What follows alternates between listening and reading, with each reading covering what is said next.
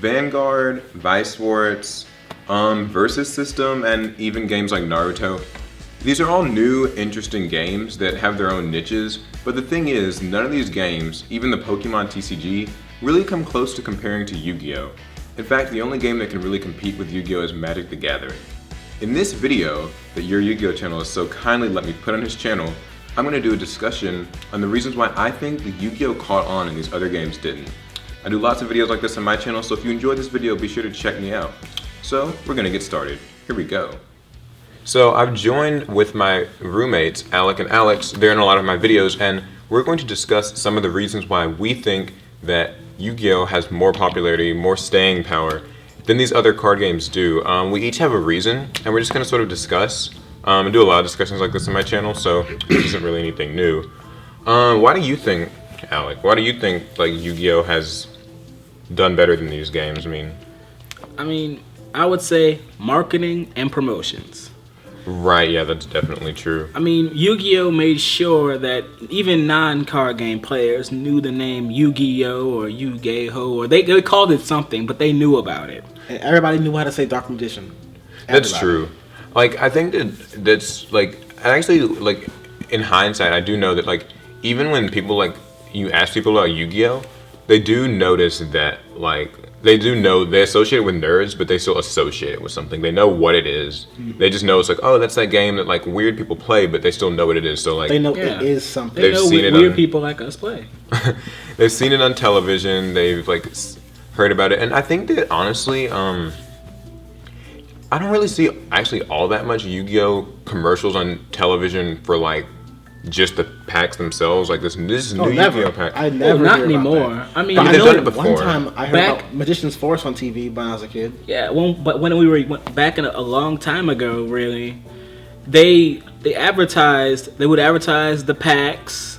They had advertised even events, because I think they partnered up with like Toys R Us and like Books A Million at the time. Yu-Gi-Oh! Has done that a lot. And that was their power. They had strong sponsors that pushed them without needing TV commercials and the like. I mean, they sent videotapes from Toys R Us's to anyone on their mailing list, to any place that had children, and they were like, hey, and they sent you the videotape. You plugged it in. Pegasus says hi, and they're like inviting you to play the card game. I'm salty. It was about amazing. That. We actually still have it at the house. Yeah, it was cool. That has to be a video. It was an intro to Yu-Gi-Oh! With a bunch of music, and basically it was hype on top of hype. Yeah, for any elementary school kid at that time, it basically brainwashed you to Yu-Gi-Oh! Yeah, and I think that amount of marketing and promotion, you just don't see it in like other games, because like with Pokemon, it seems like all of their advertising efforts are just really on the video games, like Pokemon X and Y, Pokemon like whatever. No, I mean the toys and stuff. I do actually see commercials for like Pokemon card game. I've seen those before. Yeah, they do need to make them though. It's just that they don't mean anything, because the game. Well, you don't associate it, you know, like you don't associate Pokemon with the card game. You associate it more with like the video TV games. show or the game and the toys even. And the relatively standalone. And even the toys. Now what they could have been doing is starting to put promo cards with the games. That would have been kind of interesting to do. I think that might have helped them. I mean, did they ever do like? And then like, what about the games like Naruto, Vanguard, like Versus? Now, you never really see any of that like actually advertised. I think because they know their audience, and then they have a very small niche audience, and their audience isn't so big that they can just put blanket advertisements on TV. They might hit some of their people, but most of the people they're gonna see them are gonna be like. I think in those, it's more like you hear about them through other people who play them, and maybe a little bit on the internet. I would hear about them through the various Naruto games. They would have little ads for their card game in there with the card. But once again, that's still for that same niche audience. And that's a bit weaker advertising. Like, I'm pretty sure I've seen at least one Naruto card game ad on Adult Swim when it used to come on at night. Yeah, so I think that these other games just do like less. Konami, sorry. And I think, honestly, that's like the biggest thing I feel that holds back Vanguard, as people want to call it, the coming up game. It just doesn't have any strong advertising or promotions. I mean, the only place you see a Vanguard poster is in a card shop. Yeah. You only see talk of it in probably Jump magazines. And is their TV show even like aired in the U.S.? No idea. All I know is it got dubbed. That's all I know. It got dubbed? Yeah, it's dubbed. Okay, well, then maybe it is. I don't know where it's being aired, but Probably some kind of weird. But we'll be on. I think we're talking about anime later on. I think. Okay. So the second point, what do you think the second sort of reason why Yu-Gi-Oh's caught on and the other games haven't? Well, honestly, I believe the timing was just much better for Yu-Gi-Oh's point. Yeah, the anime. Yu-Gi-Oh swooped in and grabbed an entire generation of kids all at once. Yeah, I think it had good timing because now we're in this age of iPads and smartphones and a lot of the TV you see is on Netflix rather than you actually turning on your TV and things like that. And so honestly, every other app-based game is a card game. So it's why should I hold a deck of cards when I can hold 525 decks of cards on here? Right, and it kind of feels in a way, it's nowadays you don't really do after-school cartoons anymore. I don't know if maybe kids still do that, but I think nowadays it's just the kids know their parents have a Netflix or a Hulu or Amazon Video subscription, or they have a computer. Hell, kids don't even wait till after school. They be in class yeah. Yeah, and so I think that's kind of Yu-Gi-Oh got in at a time when kids like after-school cartoons, and this was the after-school cartoon where if you enjoyed it, you could take it to the next level by buying the card game. And I think what was strong was that they promoted both the anime, which we didn't even know what an anime was back then, which was a strong point for them. Yeah. And their card game at the same time. That anime made them come out around the same time. And so the pros to start around the same time. They got you hooked with the first few episodes of the anime. Then the cards started flowing out, and at that point it was right. sold. It just it sold itself because when you're playing Pokemon's trading card game, you don't feel like a Pokemon trainer. You just feel like you're playing a Pokemon card game adaptation. Because it's a card game based off of the world of Pokemon. Yeah, and same with Naruto and things even the Versus system that's based off of Marvel and DC, but you don't feel like a superhero when you're playing Versus. They feel like you're playing with You're superheroes. just playing Versus, but with Yu-Gi-Oh you feel like you're a duelist. Anybody that knows superheroes they wouldn't listen to you.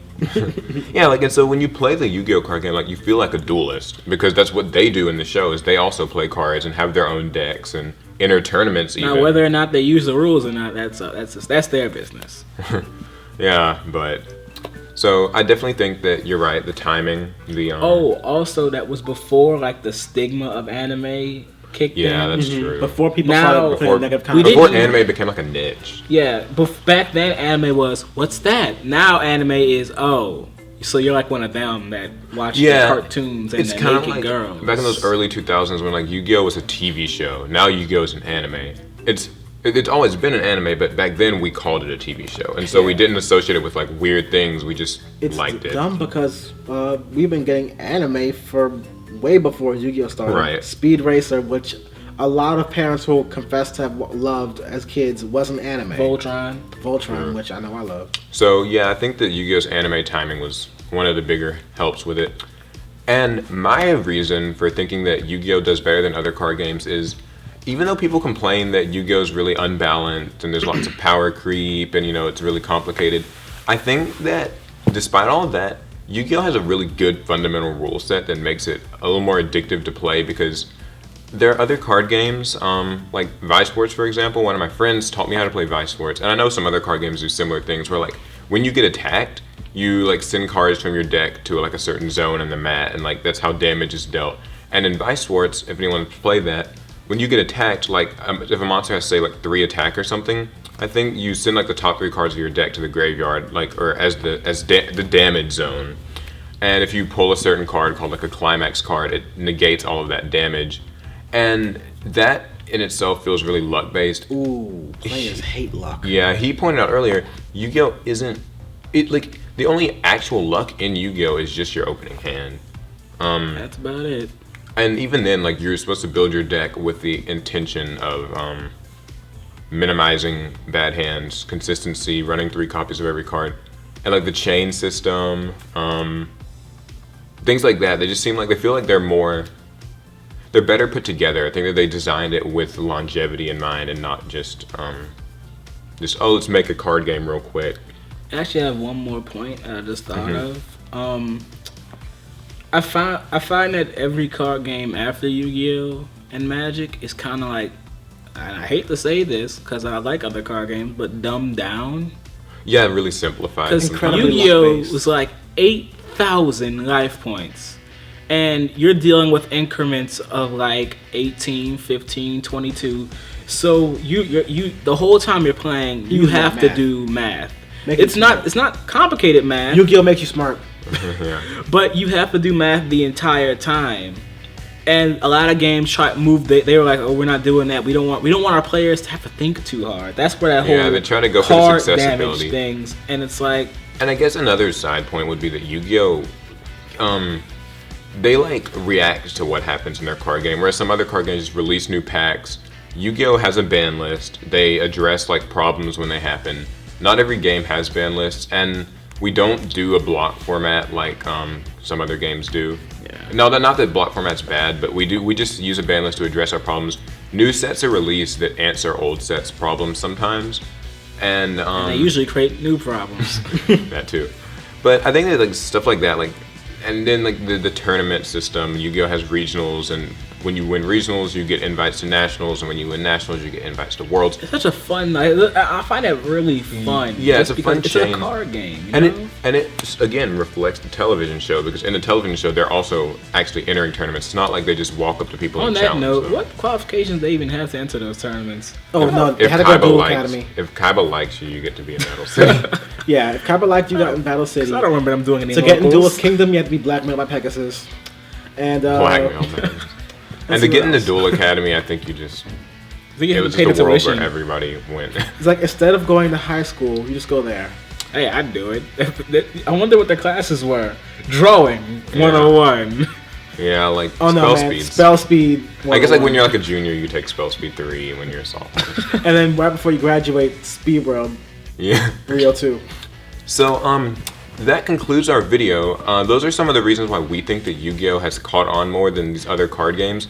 But I would like for anybody who enjoyed this video to leave comments, because even though this is on your Yu-Gi-Oh channel's channel, I thank him so much for letting me feature it.